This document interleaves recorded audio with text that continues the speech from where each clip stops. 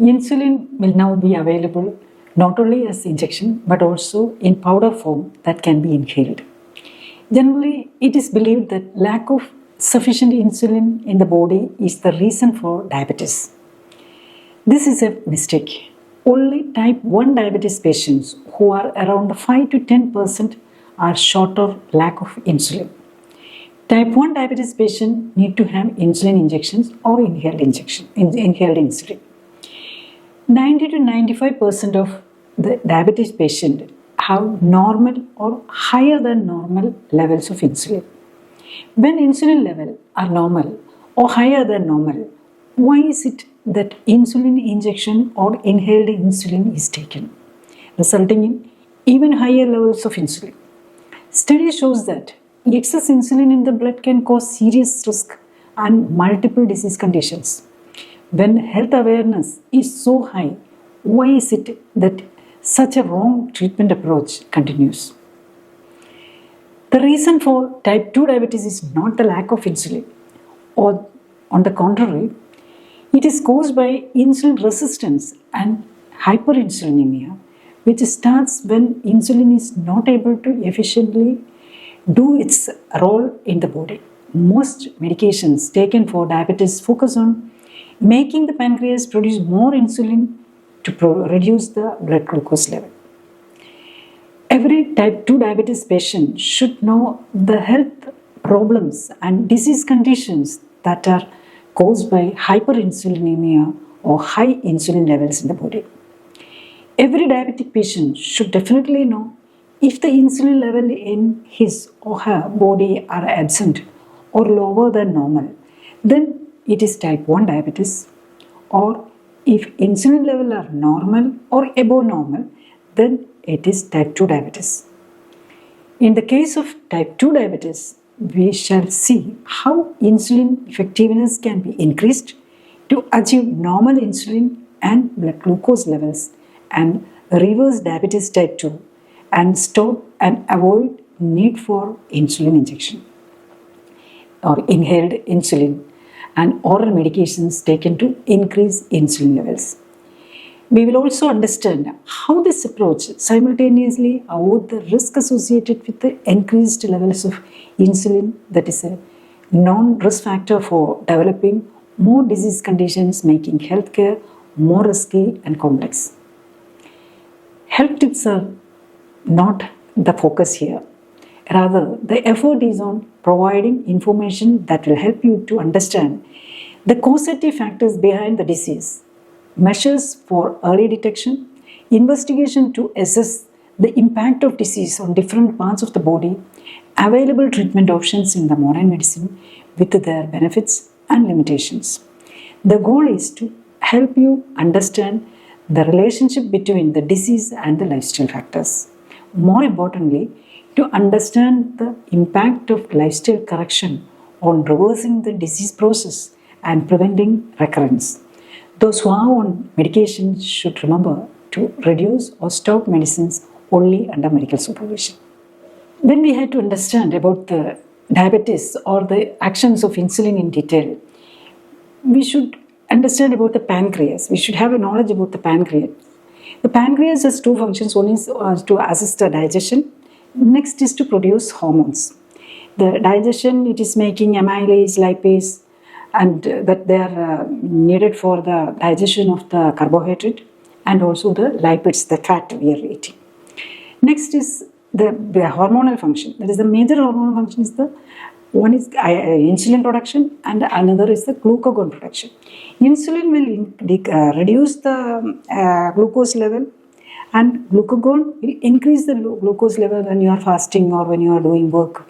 It will increase it will keep increase means the body is want to keep it always in the normal range.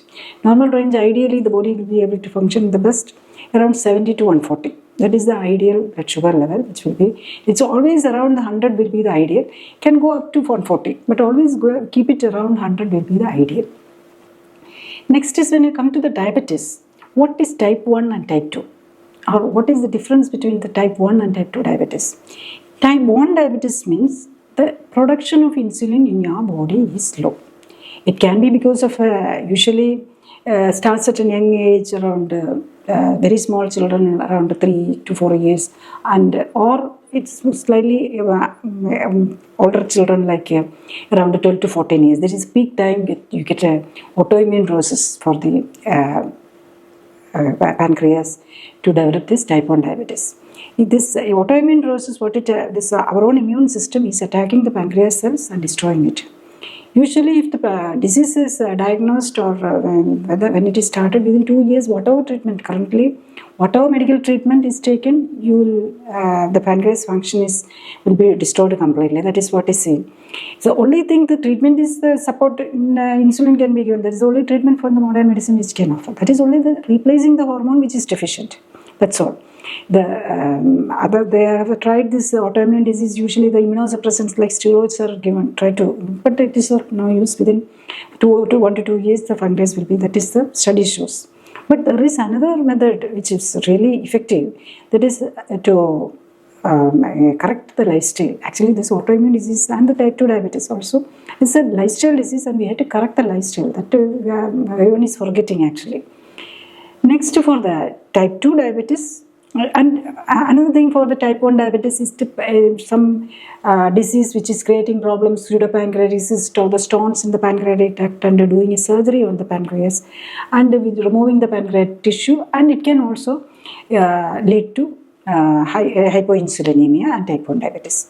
There also can do the need is hormone replacement, that is insulin replacement. Then for the type 2 diabetes, what is the problem? Here there is no deficiency of the hormone, and here basically the problem is insulin resistance. Insulin is not working properly. So it's a metabolic, insulin is a metabolic, it's very important for the metabolism of carbohydrate and protein. If it is not there, or if it is not working, it is a problem. Then what are the symptoms? When we come to the symptom, the hyperglycemia, that usually when we talk about diabetes, we talk polyuria, polydipsia, and polyphagia. So you are very hungry, you are very thirsty and passing urine always. That is the sign of hyperglycemia, high insulin level. When the insulin level is 400, 500, 600, I have seen patients with 600 and all. But they will not be, they will be managing. I will wonder why when the 600 blood sugar, they are managing well. And in that case, definitely the hyperinsulin, because when they are tired, they think, or when they are diabetic patients they cannot recognize between the thirst and the hunger. So they will think that because of the tiredness, more food. If they eat more food, they will be comfortable. But that is actually increasing the sugar, and when the sugar is increased, the body will try to remove it through the urine. That is the reason for these problems. But for that can happen usually with the type 1 diabetes, will be diagnosed in that stage, and also weight loss. In type 2 diabetes, the early sign is not this polyuria, polydipsia, or weight loss or anything. Actually, in the initial stage, the weight gain will be there. The weight gain is the one of the reason, that is the causative factor for the type 2 diabetes. Then what we will see is the darkening of the skin, face, and especially the neck. The darkening will be there. The children and all, we can see that obese children, or even overweight, if the family history is there, the overweight children with the darkening of the neck, you can take that it is pre-diabetic. Child is going to be pre-diabetic, and when the pre-diabetes comes, the cholesterol and triglyceride level also will be very high. So this darkening is called acanthosis nigricans. That can be in the axilla or even in the private parts, it will be there. Next is the skin tags. That is, insulin is a growth hormone like activities there. So it is actually overgrowth of the skin that is actually leading to skin tags also. Then even before the sugar level high, this polyuria, polydipsia, this vascular damage that is creating, that is vascular, that is blood, this hyperinsulinemia and hyperglycemia, both the sugar and the insulin level is, they are flowing through the blood vessels. So it is damaging the blood vessels, and it is leading to nephropathy, retinopathy, and you can see this frothy urine or burning sensation because of the neuropathy, like cramps or the sensation loss or the burning sensation. Those things also can appear. Only in a very later stage, when the sugar control is totally gone, the sugar level is 500, 600 or 400, that level only the weight reduction and this polyuria, polydipsia and all appear in the type 2 diabetes. Next, how can we diagnose type 2 diabetes? One is sugar, definitely, blood sugar, glucose level. But that has to be taken, it is always better to take it in the fasting sugar and also postprandial, after food, around 1.5 hours after food. More importantly, the insulin level is the most important, because I had to distinguish between this type 1 and type 2 diabetes. Whether what is the situation of the pancreas, we have to see. So, and also the blood sugar level will show only the immediate effects. So, ideally now the HbA1c is taken as it is easier for diagnosis of the diabetic level and the status. If the HbA1c is less than 5.7, you take it non-diabetic. 5.7 to 6.4 is pre-diabetes, and above 6.4 is frank diabetes if you take it.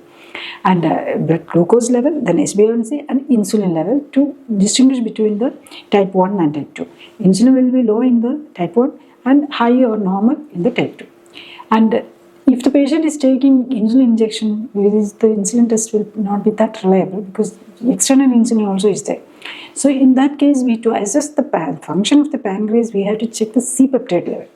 C-peptide insulin is secreted as a pro-hormone, and one part is separated before it is get activated, and that level we can measure. That shows how much insulin is produced inside the body. If the C-peptide level is also in the normal range, you can be relaxed, because it is a type 2 diabetes only, and you can get out of it if you are willing to correct the lifestyle. Next, why this diabetes happens? What is the reason? Everyone, when they get a disease, they'll think of. And there is two factors for most of these diseases, especially these lifestyle diseases. All comes under lifestyle diseases. So the lifestyle is one factor, and also the genetics. We know that it runs in the family. If the one parent is diabetic, definitely can be a chance. And if the two parents are diabetic, mostly the children will get. The extent will also depends on one or two, on how many family members, because it's a multiple factors, even the multiple genes are involved in this. And even if your father and mother is diabetic, if you lead a healthy lifestyle, you need not get diabetes. That is also, everyone should understand that. Oh, my father is having, so I am also going to get diabetes. Don't think like that. If I have seen the patients who are having father and mother diabetes, they are also got diabetes, but get out of it with the lifestyle correction. So it is possible you can come out of diabetes, especially for the type 2 diabetes, where the pancreas function is, at least basic function is there for the pancreas. Next, what are the comorbidities? What are the associated diseases which can occur in a patient with diabetes? In type 1 or type 2 diabetes, both. In the type 1 diabetes, the major problem is the hypoinsulinemia and the hyperglycemia, hypoinsulinemia, and because the sugar is high, organ damage can occur. This kidney, liver, eyes, and neuropathy, all those symptoms. And also it's an autoimmune disease. They can get the other autoimmune diseases like thyroiditis, and again the cancer, because this because of the problem in the immunity, the cancer possibility also will be high. In type 2 diabetes patients, it's a part of the metabolic syndrome. If you get type 2 diabetes, there will be definitely overweight or obesity, excess fat will be there, and you'll be having this dyslipidemia, or the triglyceride and cholesterol will be high. And if the cholesterol, it will be get deposited in the arteries, and the arteries and vessels will get damaged, and complications of the end organ damage like retinopathy, nephropathy, neuropathy, and things like that occur. And also this excess fat in the blood vessel. You need to take statin, the blood cholesterol level you can control, but the triglyceride level, the real fat, you will not be able to control with medication. For that you have to correct your lifestyle. You have to reduce the carbohydrate and fat intake, then only you can correct the triglyceride level. So if the triglyceride level is high, it will be deposited inside there is no other place, so it will be deposited inside the blood vessels itself, and you get the heart block and coronary artery block, and you go for a stenting or a bypass surgery. or a heart attack or a stroke. And if it is depositing in the brain, this carotid artery which is supplying the brain, it can get the stroke can occur. And above all, when a patient, if a patient or oneself is a patient with lifestyle disease like diabetes, he'll be always a complex patient, because if you get an infection like a COVID or a pneumonia or accident, an injury, then you will become a complex patient and the recovery will be compromised compared to a normal person which doesn't have any disease or a medication. Even if you are controlled with the medications, also you will be a complex patient, because all these medicines will interact also, and your immunity will be compromised. And the immunity, this hyperinsulinemia reduces the immunity. So hyperglycemia, they will give a very good atmosphere for the infections to flourish. And because of the immunity problems, you can get cancer, allergy, autoimmune diseases. You can watch the diabetic patients, they will know that after years they will be adding on all these diseases one by one. These diseases will be coming in. And also your blood vessels are getting damaged. So all the organs, that is why the diabetes is a disease will affect all the organs, including the brain, and the dementia, irritability, anger, all this will be there. And it will fluctuate with the blood sugar level, hypoglycemia, hyperglycemia, and it will be always with the medicine, it will go hypo, and then it is when you are taking food, it will go hyper. So this will be affecting your mood and emotions and the psychological and cognitive factors also. Next is, what are the investigations if you have a diabetic patient or on a yearly checkup, what we have to check it? Definitely glucose you can check at home. Now continuous monitor which can be connected to your smartphone is available, or you can do the testing at home otherwise also. Then everyone should check the insulin level, and if you are on diabetic medication, you should see the C-peptide level. That is most important for your management actually. If you are type 2 diabetes, you can, if your pancreas is working properly, you can be relaxed. If you have a willingness, you can come out of the disease. Next, what you want to do is an ultrasound scan of the abdomen. It will show what is the situation of your pancreas, where the fatty infiltration is there in the pancreas. It's very common to see that fatty infiltration in the liver. Now with the very advanced ultrasound scans, you can see the pancreas also fatty infiltration in diabetic patient. And also there can be stones or some other problems. Even there can be hypertrophy or small cancerous changes, or because the diabetic patients, the pancreas cancer can occur, so that also we can check. And also the status of the kidney. Or next is to see what is the status of the heart because of the blood vessel damage. For that you can do ultrasound scanning of the echocardiography and also CIMT, that is the coronary carotid artery intima media thickness. That is the one major blood vessel is there in the neck. It is very superficial, and it can be checked for the fat deposit. And vascular aging, you can see that also, how much fat is depositing. It's a representation of all over the body. So almost 100 kilometers or 60,000 miles or 1 lakh kilometers of blood vessels are there in our body. And you can get a glimpse of that and assess the vascular aging you can do with that test. Next is liver and nerves. We can check the sensory nerve conduction studies. And usually next is another thing is the inflammatory markers and cardiac markers and nutritional parameters. Many of the patients will be having, even though they are overweight, they'll be having many deficiencies in the body, like vitamin D, B12, folic acid, and so many vitamins and minerals may be deficient also in deficiency also may be there in these patients. Next we will come to the treatment. What is the treatment? It's type 1 diabetes, very clear.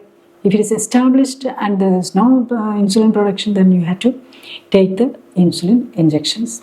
But if you are lucky enough to find out that type 1 diabetes in an early stage, and when there is insulin level and the C-peptide level is in a normal stage, you may be able to stop the progress of the disease not by medicine. There's no medicine available. Insulin is the only treatment, and it can only give replace. But stopping the autoimmune process of destruction of the pancreas, you can correct the lifestyle. Especially this occurs in the children. So the junk food and the toxins inside that food is actually compromising their immunity, and there will be so many nutritional deficiencies will be there. Our body needs only, the immune system needs only the nutrients. And the toxins which is coming in the form of food additives, all the chocolates and pastries the children are eating, they will be containing so much of toxin, and actually that is actually creating the problem. If you stop and the correct lifestyle, then you may be able to halt the progress of the disease. That is one aspect. But if the pancreas is totally gone, then you can only replacement is the option. But I have experience with halting even the type 1 diabetes. Even it is, if the C-peptide level is ideally, it should be above 1.1, that is the normal range. But if at least the C-peptide level is 0.5 or 0.6, then you may be able to increase you may be able to repair and rebuild the pancreas as a islet cell itself. Next, there is any option for the surgery in type 1 diabetes. We know that we are always thinking of this organ donation and transplant and all. That also has tried, but it is not of much use actually. It is all because after some time also it will recur. And also the transplant is not of much benefit actually. Because of this immunosuppressant use. And also another type of transplant is the islet cell transplant. That is separating the donor's islet cells and injecting into the liver, and this will locate in the liver and start producing. Here also the problem is the immunosuppressant use. So the immunosuppressant, then that itself is diabetogenic. That's the problem.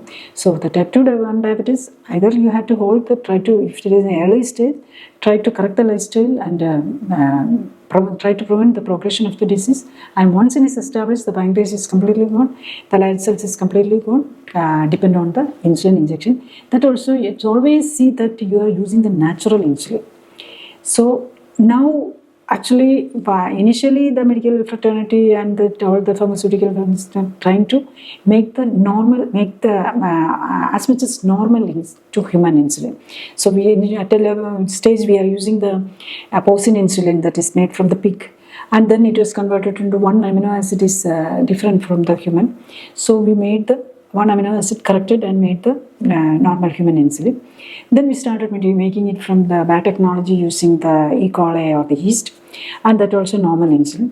But after, I think in the 90s, 96 and all, the human analogs has come. Analog insulins. Actually, it is different. Then we started going back actually more till that we are going scientifically, and then you are back in the non-scientific way of modifying the insulin. Human insulin to some other things. That is because of so many interest in the industry and or patent and so many other factors. But the patient, you should understand is, all the studies shows that there is not much benefit for the analog insulin. It is maybe costlier, but not much benefit. It's always for the patient benefit. Let's go to the as much as natural insulin as much as possible, because you are taking it for the lifelong. Next is, what is the treatment for the type 2 diabetes? The conventional treatment, what is running currently is start with some metformin or oral medication. Then it is, when it is not controlled, to go for insulin injection, and that is the conventional way of doing. But basically, any lifestyle disease, first line of management is lifestyle correction. You are not able to manage the lifestyle correctly. That is the reason for the doctors are giving you the medicines actually. So what you should understand that all the medicines, whether it is insulin or the medication, most of them are actually increasing the insulin level.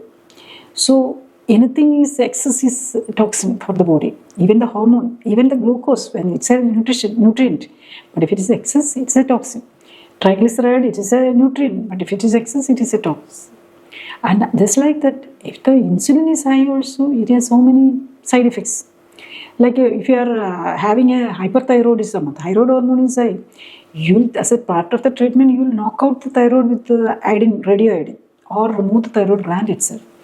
But in diabetic patients, when there is excess insulin, you are injecting the insulin again. So that is wrong. Right? So basically, you are seeing the sugar control only. You are partially blinded, and you are focusing only on the sugar. You are not looking into the insulin level.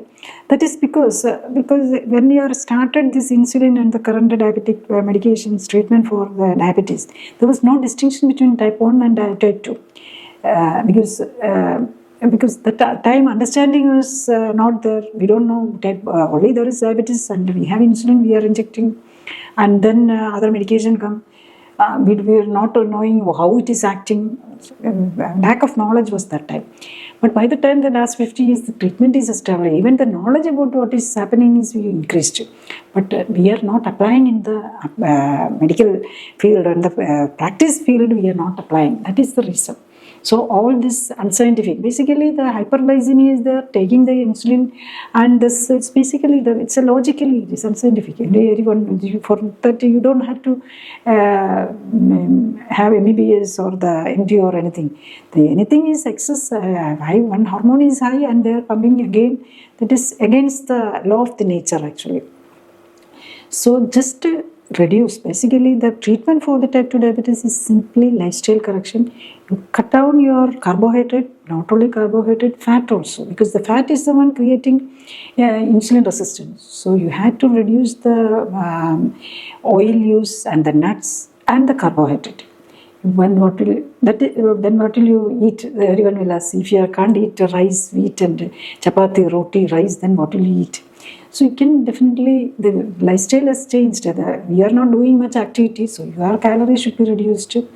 But you should have all nutrients. So the energy, the nutrient-rich leafy vegetables, green vegetables and pulses or the fish or those who are taking non-vegetarian diet, they can have that also. So and also do some exercise to burn out the excess fat inside the body, which is creating the insulin resistance. That is the ideal treatment for this. And the other things actually, if you are taking, you are complicating, because you can see that if you are after starting the diabetic medication, you will be starting increasing the weight, and if you are not hypertensive, you will after some 2 or 3 years you will become hypertensive, and definitely your cholesterol and triglyceride will go up, and you will get a heart attack, or when you do treadmill test there will be problems. Then you go for angioplasty, bypass, and blood thinners, and so many medications. And fatty liver will be there. There is not much medication for fatty liver, or the kidney failure, kidney GFR will go high, but there is not much medication. So that will be the situation. So the only treatment for correctly speaking, only treatment for the type 2 diabetes is the lifestyle correction. It has to be done by the patient. The doctor can only advise. And that understanding, every person should come into that stage, and then our 90% of the problem and the 90% of the diseases and medication and even the surgeries can be avoided. Next is the question, if someone is taking so many medicines, how can you come out of the medication? How can they do the diet, exercise? Because they may be very sick. And also if the person who is taking insulin, they cannot control their food, because when the insulin is taken, the hypoglycemia will come. So if you are on medication, it may not be easy to lifestyle correction. In that case, you have to take in help of an expert in correcting the lifestyle. That is where the role of the clinically supported lifestyle correction. In short, the common knowledge is that in diabetes patients, there is a shortage of insulin. This is true. Only 5 to 8% of the diabetic patients who are type 1 patients have this problem. Only this small group requires insulin injection, inhalers, etc. Second, in 90 to 95% of diabetic patients, it is not lack of insulin, but insulin resistance caused by insulin inaction that is the cause of diabetes. In this large percentage of diabetic patients, injecting or inhaling additional insulin and medications that increase insulin production in the pancreas increase the insulin levels in the blood, causing hyperinsulinemia. Hyperinsulinemia increases fat deposition in the body, increasing cholesterol and triglyceride in the blood, leading to atherosclerosis, blocks in the blood vessels, heart attack, stroke, fatty liver, and also impact the body's immune balance, leading to autoimmune disorders, cancers, kidney and liver diseases, etc. Third, modern studies show that an increased presence of insulin in the blood causes numerous health issues, including metabolic syndrome, cancers, dementia, etc. Fourth, most medications taken for type 2 diabetes focus on reducing blood sugar levels by making the pancreas produce more insulin. Every type 2 patient, diabetic patient should try to get a clear picture about the hyperinsulinemia or high insulin levels in the blood and the serious diseases, conditions that are caused by it. Fifth, every diabetic patient should definitely find out the reason for his or her high blood sugar, whether it is insulin deficiency or insulin resistance with a normal or above normal insulin level, but is not functioning effectively in controlling blood sugar levels.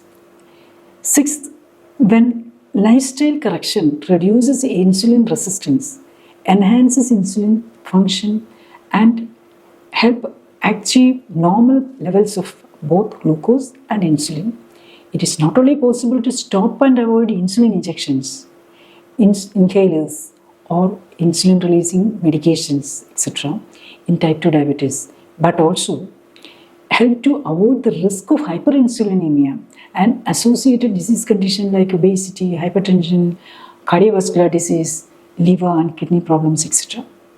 Seventh, it is essential to remember that type 2 diabetes is a lifestyle disease and its real solution lies not in insulin injections, insulin inhalers, or insulin enhancing medication, but embarking on learning, identifying, correcting, and practicing an appropriate lifestyle to achieve a lasting solution.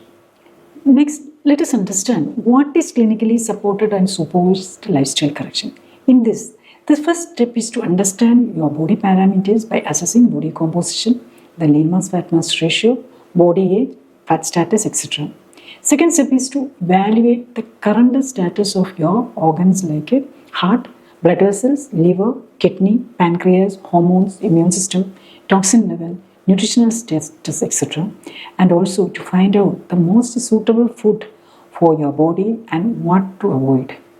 Third step is to identify what lifestyle modulation can help achieve reversal of disease process, attain desired body composition and normalize blood parameters. Based on the patient parameters, efforts is directed to provide optimal nutrition, physical activity and reduce toxin level. The focus is to create an enabling environment to balance the metabolic activities at cellular level. In most patients, even those on medication for many years or advised surgery for lifestyle diseases like diabetes, hypertension, heart disease, arthritis, autoimmune diseases, cancer, allergies, etc., can prevent progression of the disease to some extent, reverse the damage and come out of most of the medication within a month and avoid surgeries, provided the patient is able to correct lifestyle before the organs are irreversibly damaged. Now we'll look into a few case studies about the patients with the type 2 diabetes and what was the result. This is a 75-year-old lady. Her height is 148 centimeters and weight is 60.45. Okay. And her she's diabetic for the last 29 years and she's having hypertension and had undergone bypass surgery in 2006 and breast removal for CA breast in 2011. And she's on medication for so many diseases and hypothyroid. And she's having discomfort like varicose vein, leg edema. And all of the body, there is particular hemorrhages. That is because she's taking on blood thinners. So she has so many bluish and black discoloration of the skin and muscle cramp, tension, irritability. And most of these diabetic patients, especially with this many diseases, definitely will be very irritated and depression and anxiety will be there. And she's on so many medicines. She's taking thyroid medicine, levothyroxine 50 milligram, and for the diabetes, dapagliflozin and teneligliptin both morning, and Nextard 14 and 10 units in the morning and evening, and also by Lipsa, that is also seraglutazole, that is diabetic medication, plus it is for the triglyceride also. And many medications like Metacard for the BP and metoprolol, another, and it's a combination actually. Metacard is a combination with the metoprolol and hydroxychlorothioneide for the BP. And for the CKD, this kidney, I don't know what is the, actually it is another thing, finasterone micronized, carnitine, it's another medication for the kidney. And this bedanicide and fluvoxostat, that is for the uric acid. Is so difficult to read all these medication names also. Azadirachtin, that is for the hypertension, atorvastatin for the cholesterol, and quinidipine again for the BP. So this 75-year-old lady, you imagine all these medicines she has to take. Diplat is containing aspirin and clopidogrel. Both. That is the reason for she is having so much of vertical hemorrhages also. So it's a patient with a hypertension and 75 years. It's so dangerous to take such medicines because so much of this blood thinness, she can get a hemorrhagic stroke also. So that was the situation, and the result was actually she is having, with the blood testing, she was having so many vitamin deficiencies, B12, vitamin D, and even the iron deficiency was there. And her insulin level was so high, 35 was her insulin level. And C-peptide is also normal. She was taking insulin, so it can be because of the injection. So her C-peptide level is normal, that means she is having enough insulin which is produced. And her lipase and amylase values are also high. That means the chronic pancreatitis is there. So there is a risk of future developing because of the chronic acute pancreatitis or the pancreatic cancer also. And another thing is her GFR is so low, which is 42 only, and the severe albuminuria is there. Calcium is low. Microalbumin is 1800, more than 1800. And the HSCRP, that's the cardiac marker, is high, and the liver function, this thing is high. And even with the medicines, her TSH level is slightly high, just 6. So what was the result with the clinically supported lifestyle correction? We stopped all the diabetic medicines in the first day itself, and it was her HbA1c was 7.7 initially, and it was came down to 6.9 in the 8th day, and next 6.6 in the 15th day. By 30 days, her HbA1c came down to 5.8, and by 60 it is 5.2. And again it is maintained to 5.4 at the 90 days also. And the most importantly, that all the parameters has come down by the everything is coming down in a progressive manner, and all the medicines were over by day 60. Actually, because so many medicines, usually by day 90 the medicines will be over, and by actually it is not delayed up to day 60. By day 45 the whole medicines was over. And usually most of the patients, we stop the medicines will be able to stop the medicine within the 30 days itself. Because of so many medicines and this bypass surgery and so many complications, it is slightly delayed actually, and so many medicines. And what we'll see about her weight reduction also, she was only 148 centimeters, and by the 30 days, starting her weight was 60.8. By 30 days, it is 53.7. That is the result. Actually, she was able to reduce almost more than 10% within the first month itself. That is why this fast result also. And by 60 days, 51, and by 90 days, it is 49, and by 120 days, 46. And when she came, her body age was more than 80 and came down to 66. Her real age is 75. And she's feeling that also. And GFR, the kidney function, was reduced, and it was 47, and by the day 60 it came up to 60. So that is the result, and even by 15th day itself, she was symptom free. Her major problem was edema on the leg and the pain and burning sensation and all.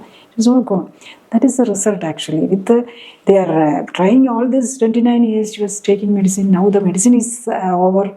She's come out of all the diseases, not only the diabetes, all the other comorbidities. She has able to come out. We'll see one more patient.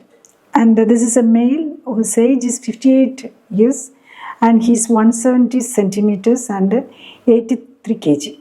And he's on diabetes, hypertension and dyslipidemia medication for the last 5 years.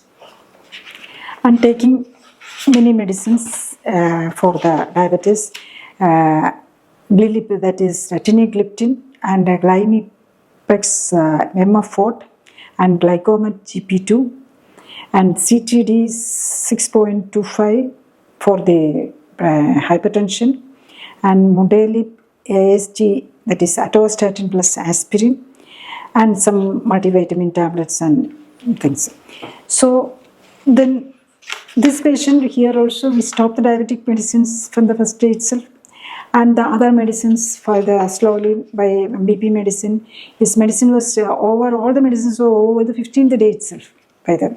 And his actually complaint was his numbness of leg was the neuropathic burning sensation and gastric issues was his problem. That is because of this blood thin, this aspirin, and the gastric problem is because of the medication itself, and the burning sensation is because of the neuropathy and this even the hyperinsulinemia, and his also the insulin level was so high, 82.6, and blood sugar was 130 when at the beginning, and HbA1c was 6.8 and it has come down to 6.6 in the 8th day and 6.4 in the 15th day, and by 30 days his HbA1c 5.6, and by 60th day it was 5.2. So all the medicines is over by the 15th day, and without medicine his HbA1c is 5.2 in 60 days. So he has weight reduction. Actually he was 81.3 and it has come down to 76 in the 30th day itself.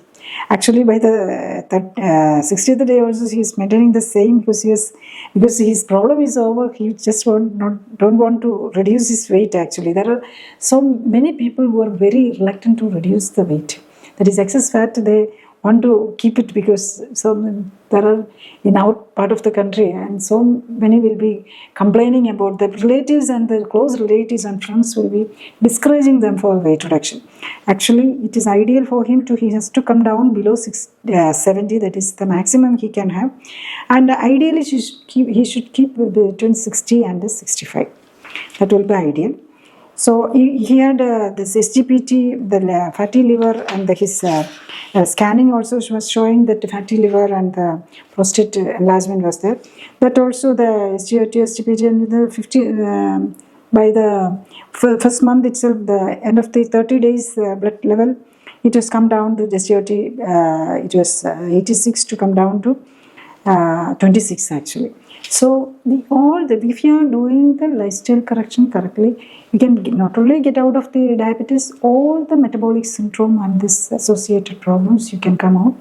The symptomatically, blood parameters wise, and his HbA1c, blood sugar you can control within 24 hours itself. Usually by 12 hours, by the evening, it will be corrected. Here in clinically supervised and supported lifestyle correction, what we are trying to do is use the healing power of the body by empowering the healing aspect, the anti-inflammatory aspect of the immune system. First is by providing optimal nutrition.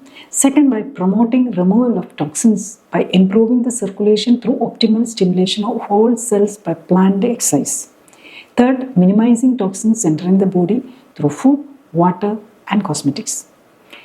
Diabetes, hypertension, heart disease, cancer, liver disease, kidney disease, obesity, stroke, allergies, autoimmune diseases, etc. come under the umbrella of lifestyle diseases. 90% of the medications and 90% of the surgeries are for lifestyle diseases. This means that 90% of the medicine and 90% of the surgery can be avoided. It is good to understand that neither medicines nor surgery can cure a lifestyle disease.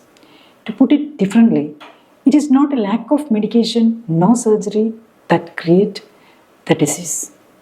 This is why once the medication is started, very often both the disease and the medicines will keep on adding more numbers along with the unwanted side effects. This is why it is very important for you to understand and correct lifestyle while also encouraging to do so by others.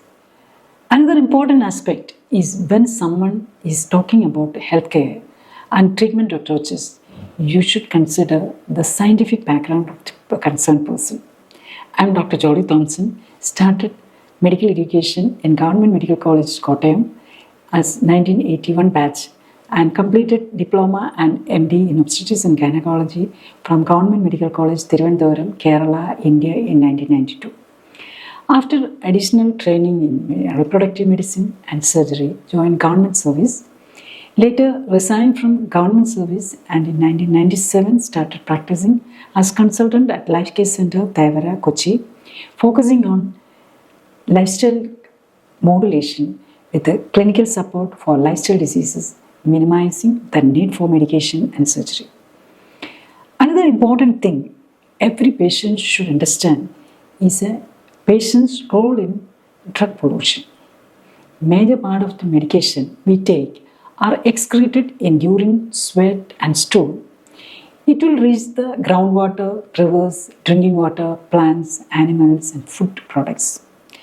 That means the medication we take is becoming a threat not only to us human but also all the life forms on our planet.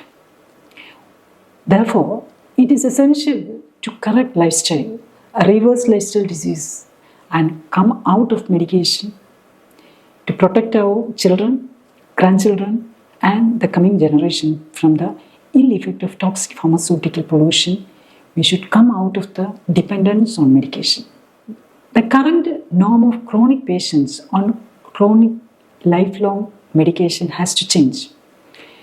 Spreading awareness on reversing lifestyle diseases and minimizing medication is the need of the hour. Therefore, remember to share this to your relatives, friends and colleagues who are on chronic medication or planning surgery for lifestyle diseases.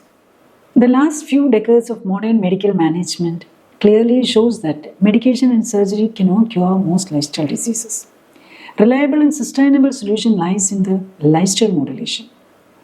To know more about different lifestyle diseases, treatment options, reversal of lifestyle diseases with clinically supported lifestyle modulation, etc., you may visit our YouTube healthcare channel. Thank you.